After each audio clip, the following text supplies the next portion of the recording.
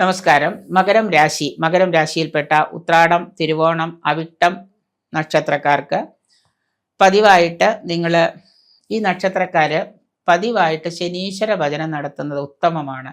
നിങ്ങൾക്ക് ഒരുപാട് ദുരിതങ്ങളും പ്രശ്നങ്ങളും കടന്നു പോവുകയാണെന്ന സമയമാണ് ഇപ്പോൾ. നിത്യവും നിങ്ങൾ ശനീശ്വര ഭജനം ചെയ്യുന്ന നന്നായിരിക്കും. ക്ഷേത്രത്തിൽ നിത്യവും പോകാൻ പറ്റുന്നില്ല, ശനീശ്വര പ്രീതി കർമ്മങ്ങൾ വീട്ടിൽ തന്നെ ചെയ്യാം. അല്ലെങ്കിൽ നാമജപം ആവാം, അല്ലെങ്കിൽ ഏതെങ്കിലും തരത്തിലുള്ള ശാസ്താ ഭജനം ആവാം. വാഹനം വളരെ സൂക്ഷിച്ച് ഉപയോഗിക്കുന്നത് നന്നായിരിക്കും. അപകട സാധ്യത കൂടുതലാണ് ഈ മകരം രാശിക്കാർക്ക്. അതുകൊണ്ട് വാഹനമൊക്കെ ഉപയോഗിക്കുമ്പോൾ ഏതെങ്കിലും നാമങ്ങൾ ചൊല്ലി വാഹനം ഓടിക്കുക. വളരെ ശ്രദ്ധയോടുകൂടി വാഹനങ്ങൾ ഓടിക്കാം. കുജനെ പ്രീതി വരുത്തിയാൽ കൂടുതൽ നന്നാവും, അപകടങ്ങൾക്ക് മോചനം കിട്ടും.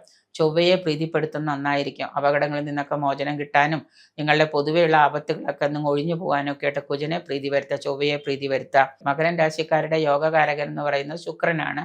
അപ്പോൾ ശുക്രനെ നമ്മൾ പ്രീതിപ്പെടുത്തി കഴിഞ്ഞാൽ ബിസിനസ് വ്യവസായമൊക്കെ ചെയ്യുന്നവർക്ക് അതിൽ ലാഭവും അതുപോലെ തന്നെ ഒരുപാട് സാമ്പത്തിക നഷ്ടങ്ങൾ വരാതിരിക്കാനായിട്ട് പ്രത്യേകം ശ്രദ്ധിക്കാൻ പറ്റും. തൊഴിൽ ലബ്ധി കൈവരിക്കാനൊക്കെ ഈ പറയുന്ന ശുക്രനെ പ്രീതിപ്പെടുത്തുന്ന നല്ലതാണ് ഈ മകരം രാശിക്കാർക്ക്.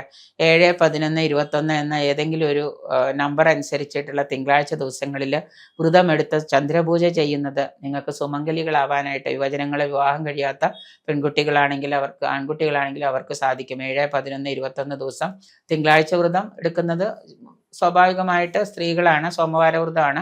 അത് പെൺകുട്ടികൾ എടുത്തു കഴിഞ്ഞാൽ അവർക്ക് മംഗല്യ സിദ്ധിക്ക് അതിന് പകരം പുരുഷന്മാരായിട്ടുള്ള ആൺകുട്ടികൾക്ക് അങ്ങനെ ചെയ്യണം എന്ന് ആഗ്രഹം ഉണ്ടെങ്കിൽ അവർ ചന്ദ്രന് ഇഷ്ടമുള്ള പ്രീതി ചന്ദ്രപൂജ നടത്തുക. അതായത് ഭഗവാന് ഏതെങ്കിലും തരത്തിലുള്ള വഴിപാടുകൾ നടത്തുന്നത് ഉത്തമമായിരിക്കും. അല്ലെങ്കിൽ പാർവതി സമേതനായിട്ടുള്ള ക്ഷേത്ര ദർശനങ്ങൾ, ഇപ്പോൾ കലൂർ പാവക്കുളം ക്ഷേത്രം പോലെ ഇപ്പോൾ തിരുവൈരാണിക്കുളം അമ്പലം തുറന്നിട്ടുണ്ട്. അവിടെയൊക്കെ ഇങ്ങനെ ഒരു 12 ദിവസം അവിടെ ഈ പാർവതി സമേതനായിട്ടുള്ള ക്ഷേത്രത്തിൽ 12 ദിവസം അവിടെയുള്ളൂ.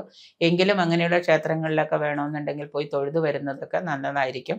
7 ദിവസമോ 7 തിങ്കളാഴ്ചയോ 11 തിങ്കളാഴ്ചയോ 21 തിങ്കളാഴ്ചയൊക്കെ ഇങ്ങനെ പോയി തൊഴുതു വന്നു കഴിഞ്ഞാൽ മംഗല്യസ്ഥിതി ഉറപ്പായിട്ടുണ്ടാകും.